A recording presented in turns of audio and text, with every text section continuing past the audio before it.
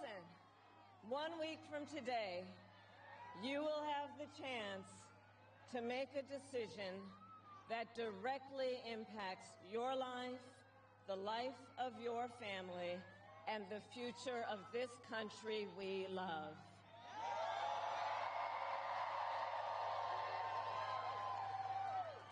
And it will probably be the most important vote you ever cast.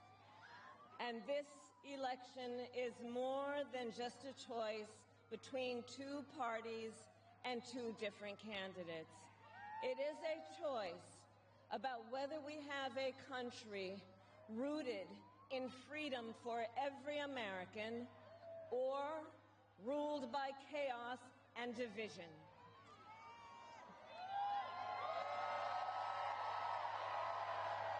Many of you watching have probably already cast your ballots.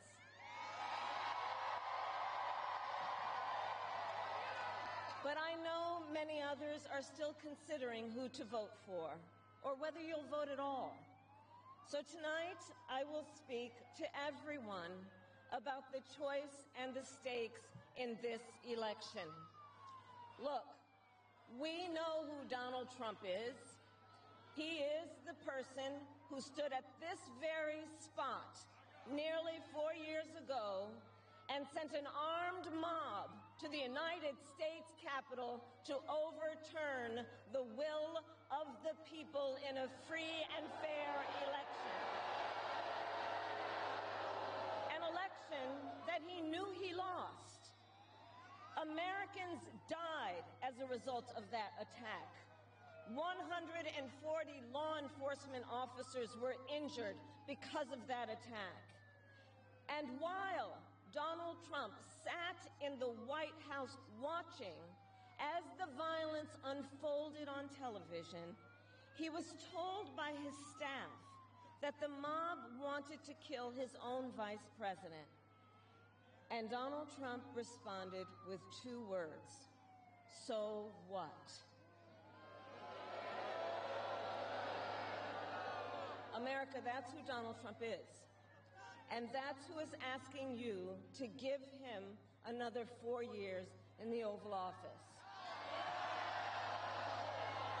Not to focus on your problems, but to focus on his. And Donald Trump has told us his priorities for a second term. He has an enemies list of people he intends to prosecute. He says that one of his highest priorities is to set free the violent extremists who insulted those law enforcement officers on January 6th. Donald Trump intends to use the United States military against American citizens who simply disagree with him. People he calls, quote, the enemy from within. America, this is not a candidate for president who is thinking about how to make your life better. This is someone who is unstable, obsessed with revenge, consumed with grievance, and out for unchecked power. Donald Trump has spent a decade trying to keep the American people divided and afraid of each other. That is who he is.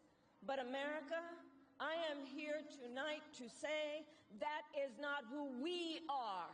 That is not who we are.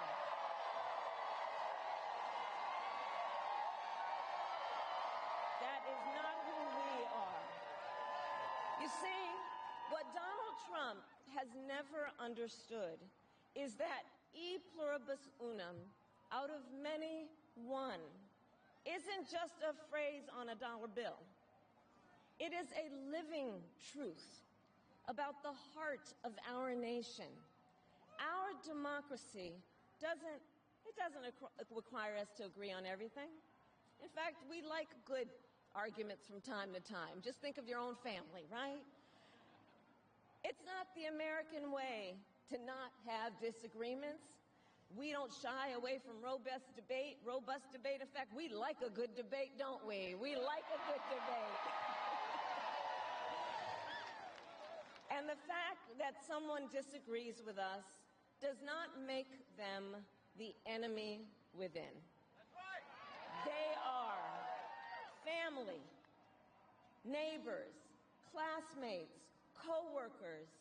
They are fellow Americans. And as Americans, we rise and fall together.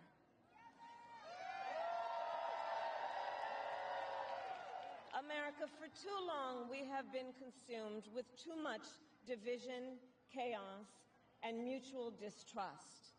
And it can be easy then to forget a simple truth. It doesn't have to be this way. It doesn't have to be this way.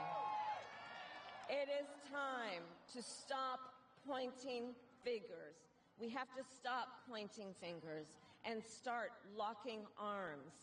It is time to turn the page on the drama and the conflict, the fear and division. It is time for a new generation of leadership in America.